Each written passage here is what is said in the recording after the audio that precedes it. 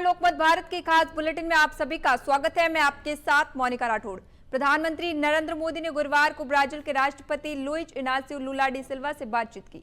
इसके साथ ही प्रधानमंत्री ने इस बात पर जोर दिया कि ग्लोबल साउथ के साझा हितों को आगे बढ़ाने के लिए घनिष्ठ सहयोग आवश्यक है। प्रधानमंत्री मोदी ने यह भी कहा कि वह जल्द ही भारत में ब्राजील के राष्ट्रपति का स्वागत करने के लिए उत्सुक है। एक आधिकारिक बयान के अनुसार मोदी और ब्राजील के राष्ट्रपति के बीच फोन पर हुई बातचीत में दोनों नेताओं ने साझा चुनौतियों से निपटने में सुधारित बहुपक्षवाद के महत्व पर जोर दिया है।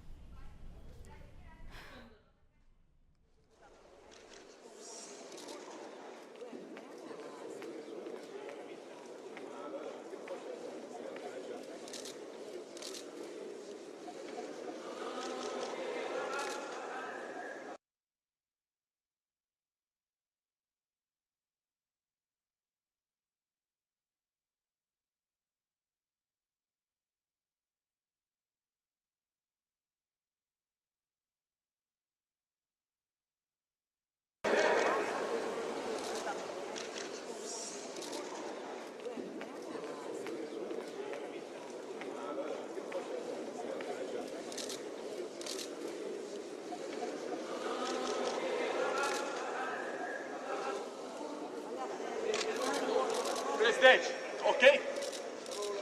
Vamos lá.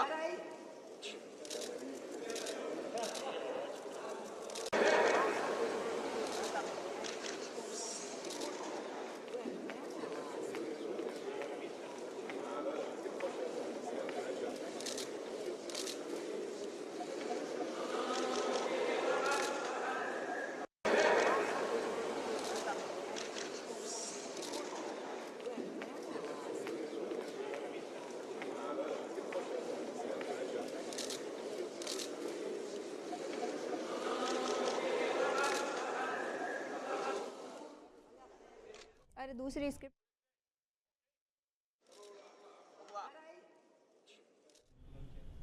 प्रयागराज में चल रहे माघ मेले में योग गुरु बाबा रामदेव गुरुवार को स्नान के लिए संगम पहुंचे। बाबा रामदेव ने संगम घाट पर पवित्र नदियों का जल का सेवन किया और फिर घाट पर होने वाली आरती में भी भाग लिया। इसी बीच उन्होंने स्वामी अविमुक्तेश्वरानंद के साथ माघ मेले में हुई बदसलूकी को गलत बताया और कहा कि ऐसा व्यवहार किसी के साथ भी अस्वीकार है। स्वामी अविमुक्तेश्वरानंद के साथ माघ मेले में हुई बदसलूकी पर उन्होंने कहा, यह बहुत दुर्भाग्यपूर्ण है कि हमारे अपने योगियों और पूजनीय संतों को भी अपमानजनक या अपशब्दों का सामना करना पड़ता है। ऐसा व्यवहार अस्वीकार है, न केवल शंकराचार्य के लिए बल्कि किसी भी साधु के लिए। किसी के बारे में भी ऐसी टिप्पणी करना निंदनीय और शर्मनाक है।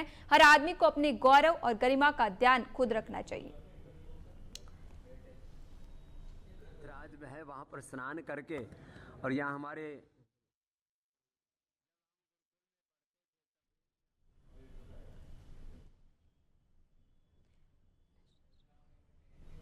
National students union of India की राजस्थान इकाई में सियासी हलचल तेज हो गई है। एनएसयूआई के प्रदेश अध्यक्ष विनोद जाखड़ को बिना अनुमति नियुक्त करने के मामले में कारण बताओ नोटिस जारी किया गया है। नोटिस में 2 दिन के भीतर जवाब मांगा गया है। इसके साथ ही सख्त शब्दों में पद से हटाने की चेतावनी भी दी गई है। दरअसल ये नोटिस एनएसयूआई के राष्ट्रीय सचिव और राजस्थान प्रभारी अखिलेश यादव की ओर से जारी किया गया है। नोटिस में कहा गया है कि संगठन की ओर से पहले ही स्पष्ट निर्देश दिए जा चुके थे कि प्रभारी की जानकारी और हस्ताक्षर के बिना जारी किए गए किसी भी नियुक्ति पत्र को वैध नहीं माना जाएगा। इसके बावजूद प्रदेश अध्यक्ष विनोद जाखड़ ने 22 जनवरी को नियुक्ति पत्र जारी किए, जो संगठन के निर्देशों और नियमों के खिलाफ है।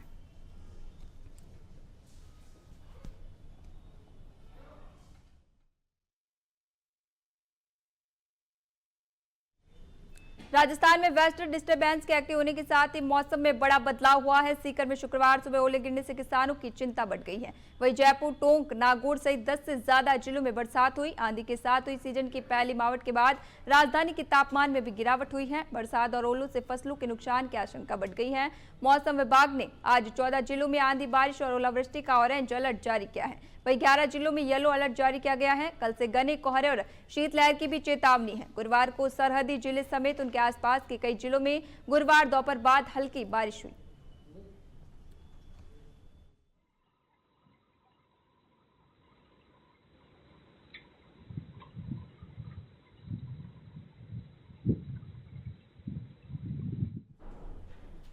शेयर मार्केट में आज यानी 23 जनवरी को गिरावट देखने को मिल रही है। सेंसेक्स करीब 100 अंक की गिरावट के साथ 82,250 पर कारोबार कर रहा है। वहीं निफ्टी में भी करीब 30 अंक की गिरावट है, 25,250 के स्तर पर कारोबार कर रहा है। आज बैंकिंग, एनर्जी और एफएमसीजी शेयरों में बिकवाली है। एक्सपर्ट्स का मानना है कि आने वाले दिनों में भी उतार चढ़ाव बना रहेगा। 1 फरवरी को पेश होने वाले बजट से पहले बाजार किसी बड़ी ट्रेंड को पकड़ने की कोशिश कर रहा है। तकनीकी जानकारों के मुताबिक निफ्टी के लिए 25,000 का स्तर एक मजबूत सपोर्ट है। अगर बाजार इसके नीचे जाता है तो गिरावट और बढ़ सकती है। निवेशकों को फिलहाल संभल कर रहने और चुनिंदा लार्ज कैप शेयरों में ही निवेश की सलाह दी जा रही है।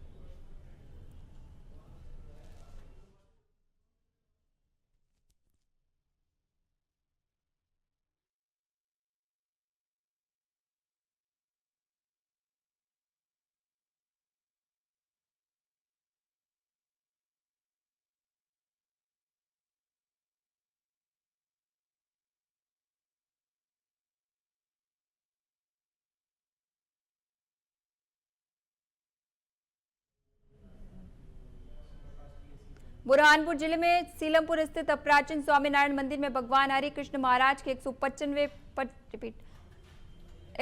पाठ उत्सव को लेकर भक्तों में जबरदस्त उत्साह देखने को मिल रहा है। मंदिर परिसर को भव्य रूप से सजाया गया है और 3 दिवसीय इस धार्मिक आयोजन में बड़ी संख्या में श्रद्धालु के पहुंचने की संभावना है। क्या है इस आयोजन की खासियत और क्यों ये मंदिर पूरे देश में आस्था का केंद्र है? ये मंदिर स्वामीनारायण संप्रदाय के लिए विशेष महत्व रखता है क्योंकि यहाँ विराजमान लक्ष्मी नारायण देव की प्रतिमा की स्वयं भगवान स्वामीनारायण ने 6 माह तक पूजा अर्चना की थी और बाद में यही पावन प्रतिमा बुरहानपुर के हरिभक्तों को प्रदान की गई थी। 23 जनवरी को पाठ उत्सव का शुभारंभ सत्संग के साथ होगा, जिसके बाद ताप्ती नदी के राजघाट पर पूजन अर्चन, भगवान स्वामीनारायण का नौका विहार और कलश यात्रा निकाली जाएगी। ये मंदिर अत्यंत प्राचीन और दिव्य महत्व वाला है। सुंदर पाठोत्सव है जिसके अंदर सुबह 6:30 बजे मंगला आरती के पश्चात भगवान की षोडशोपचार पूजा के द्वारा भगवान का दिव्य अभिषेक होता है। 155 साल मंदिर में हरिकृष्ण महाराज अधिक स्वरूपों को हुए हैं। उस उपलक्ष्य में सुंदर भक्त चिंतामणि की पर्चा प्रकरण की कथा रखी गई है। पाठोत्सव दिनांक 25 जनवरी 2026 के रोज है। उस समय भगवान का पंचोपचार, राजोपचार आदि प्रकार से भगवान का पूजन किया जाता है, जिसमें पंचामृत आदि रहता है, दूध, घी, शहद, शक्कर आदि से। फिर केसर जल से भगवान का स्नान होता है। उसके बाद दूध से भगवान का स्नान होता है, भगवान का अभिषेक होता है।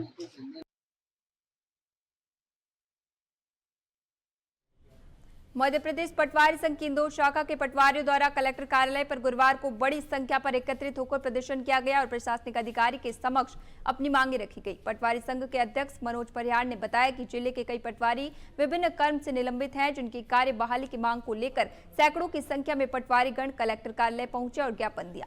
इन निलंबित पटवारी में कई महिला पटवारी भी शामिल हैं, जो कि मौके पर मौजूद रही और उन्होंने मांग की है कि उन्हें उनके पक्ष रखने का मौका भी अब तक नहीं मिला है, लिहाजा वो अपना पक्ष रखना चाहते हैं और बहाली की मांग उनके द्वारा की जा रही है।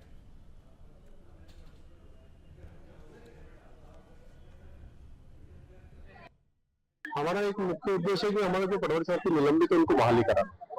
कई साथी ऐसे हमारे जो जिनको 1.5 साल हो गए, किसी को 6 महीने हो गए, किसी को 8 महीने हो गए, किसी को 4 साल हो गए, कई वह 6 साल वाले भी हैं। तो हम चाहते हैं कि शासन में जिस प्रकार से निलंबन की प्रक्रिया फास्ट होती है, उसी प्रकार से बहाली की प्रक्रिया जो उसको भी तुरंत किया जाए और उसको बहाल किया जाए। कितने पटवारी ऐसे तो टोटल 13 पटवारी है, पर 8 पटवारी ऐसे हैं जिनकी बहाली पे तुरंत विचार किया जा सकता है और जिनमें से 5 तो ऐसे हैं जिनमें बहाल उनको तुरंत किया जा सकता है। सभी इंदौर जिले के सभी लोग क्या कहा गया है? प्रशासन से हमारी वार्ता हुई है, लेकिन अभी कुछ कल 3 लोगों की स्थिति बनी थी कि उनको बहाल किया जा सकता, पर उनको भी बहाल कल किया नहीं। मैं ना अभी सस्पेंड हूँ। मैं मल्लारगंज में पदस्थ थी और अभी मेरी पदस्थापना देपालपुर हुई। आज बड़ी संख्या में आपके जो संगठन हाँ। हाँ, क्या कहना चाहेंगे? हम यही कहना चाहते हैं कि हम लोगों को जल्दी से जल्दी हम लोगों को सुनकर, हमारा पक्ष जानकर और उसके आधार पर हम लोगों का सस्पेंशन, निलंबन की बहाली की जाए। सस्पेंशन कब हुआ था और क्यों? मेरा सस्पेंशन हुआ था 3 दिसंबर 2025 में। क्या कारण बताया गया? वहाँ पर मुझे ये कारण बताया गया था कि मेरे द्वारा एक मेन नंबर को, ग्राम सातेर था जो महू तहसील में स्थित है, वहाँ पर एक मेन नंबर को बटा नंबर दिया गया था खसरे में, और वो नंबर अधिक था। इंदौर के मेघ थाना पुलिस की एक कार्रवाई ने पूरे पुलिस सिस्टम की कार्यप्रणाली पर गंभीर सवाल खड़े कर दिए हैं। 9 पुलिस कर्मियों पर आरोप है कि उन्होंने एक टीबी मरीज को ड्रग्स तस्करी के झूठे मामले में फंसाकर गिरफ्तार दिखाया। परिजनों से युवक को छोड़ने के बदले 40,000 रुपए की मांग की गई। 25,000 रुपए लिए भी गए, लेकिन इसके बावजूद युवक को जेल भेज दिया गया, जहां इलाज के अभाव में उसकी मौत हो गई। अब इस मामले में कोर्ट ने सभी 9 पुलिसकर्मियों की विभागीय जांच के आदेश दिए हैं। मामले में राधिका सोनी द्वारा पेश किए गए सीसीटीवी फुटेज तथा तथ्यों की गंभीरता से लेते हुए न्यायालय ने पुलिस कमिश्नर को सभी संबंधित पुलिसकर्मियों के खिलाफ विभागीय जांच का रिपोर्ट पेश करने के निर्देश दिए हैं। फिलहाल पूरे प्रकरण की जांच जारी है।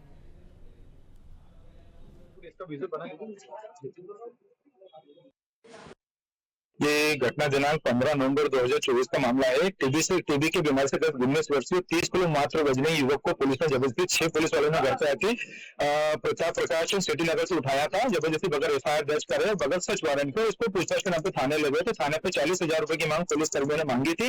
ना देने पर झूठे एनडीपीएस के केस में फंसाने की धमकी दी। दूसरे पीड़िता के पिता ने उधर से 25,000 रुपए पुलिस वालों को दिए, तो उन्होंने मात्र एक्टिवा गाड़ी छोड़ी, लेकिन युवक को नहीं छोड़ा।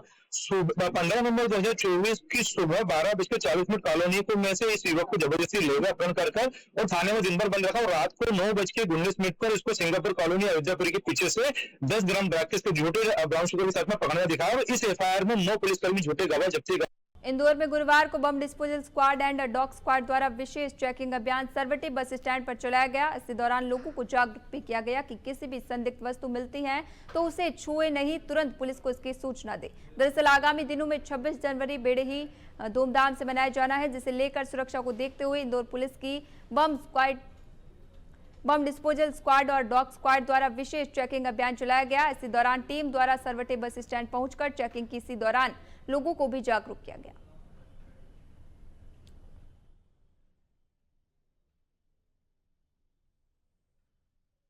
इंदौर शहर में वरिष्ठ अधिकारियों के निर्देशानुसार शहर के महत्वपूर्ण एवं संवेदनशील स्थानों की चेकिंग बम डिस्पोजल स्क्वाड द्वारा लगातार की जाती है। गणतंत्र दिवस को देखते हुए सुरक्षा की दृष्टि से आज सरवटे बस स्टैंड पर मॉकड्रिल की गई। मॉकड्रिल का उद्देश्य था आम जनता को जागरूक करना और संस्थान के कर्मचारियों को इस बात के लिए ट्रेंड करना कि कोई संदिग्ध वस्तु मिलने पर या कोई लावारिस बम की सूचना पर आने पर, लावारिस वस्तु की सूचना मिलने पर, बम की सूचना मिलने पर आपको क्या क्या कार्रवाइयां करना चाहिए और क्या क्या कार्रवाइयां नहीं करना चाहिए, इसके संबंध में वहां के उपस्थित जन समुदाय को और स्टाफ को ट्रेंड किया गया। धार के ऐतिहासिक बोधशाला को लेकर सुप्रीम कोर्ट का बड़ा और संतुलित फैसला सामने आया है। वसंत पंचमी पर मां वाग्देवी की पूजा और धार्मिक व्यवस्थाओं को ध्यान में रखते हुए देश की सुप्रीम कोर्ट ने बोधशाला परिसर में पूजा और नमाज दोनों को अनुमति देकर साफ संदेश दिया है कि आस्था के साथ कानून और संतुलन भी उतना ही जरूरी है। सुप्रीम कोर्ट ने आदेश दिया है कि मध्य प्रदेश के धार जिले में स्थित विवादित बोधशाला परिसर में वसंत पंचमी के दिन सूर्योदय से सूर्यास्त तक हिंदू श्रद्धालु पूजा कर सकेंगे। वहीं मुस्लिम समुदाय को शुक्रवार के दिन दोपहर 1 बजे से 3 बजे तक जुम्मे की नमाज अदा करने की अनुमति दी गई है। कोर्ट के इस फैसले को दोनों समुदायों की धार्मिक भावनाओं के बीच संतुलन बनाए रखने वाला माना जा रहा है।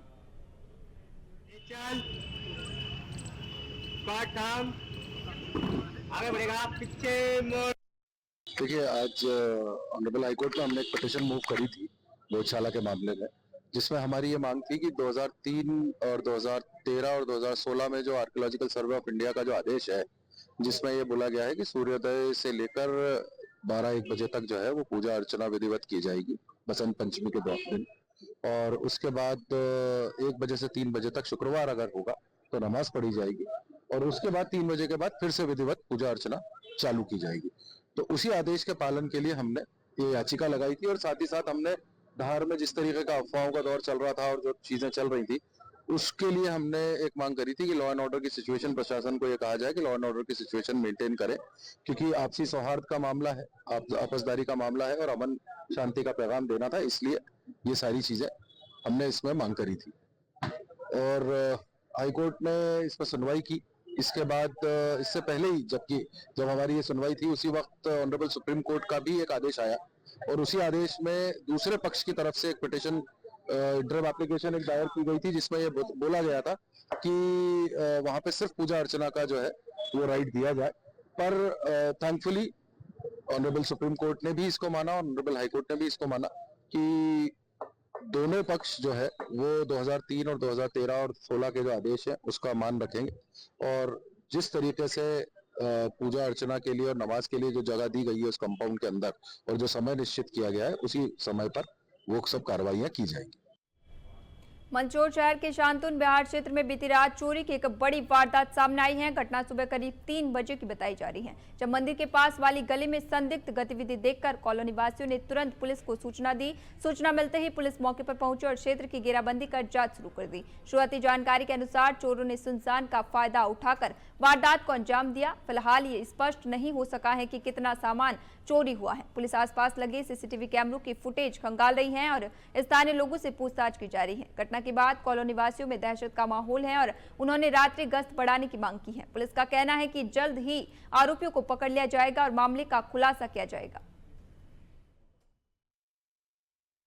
जनरली 1 महीने से हम वेकेशन पीरियड पे थे, तो हम रतलाम में थे, यहाँ पे ताला लगा हुआ था, तो रात को ये घटना हुई है 2-2:30 बजे के लगभग। तो प्रथम दृष्टांत तो ऐसा कुछ गया नहीं खास, नॉर्मल कपड़े उपड़े गए, बाकी ऐसा कुछ नहीं गया वहाँ। क्या सीसीटीवी फुटेज में भी कुछ चोर नजर आ रहे थे? हाँ, 4 लोग थे, वो सीसीटीवी फुटेज में यहाँ पर नजर। अभी के लिए खबरों में इतना ही। बने रहिए लोकमत भारत के साथ सच का।